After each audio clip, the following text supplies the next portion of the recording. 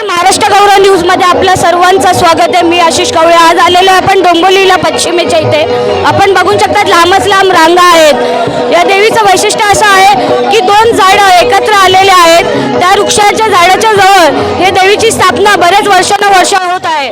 आपण बघू शकतात, गर्दी बघू शकतात।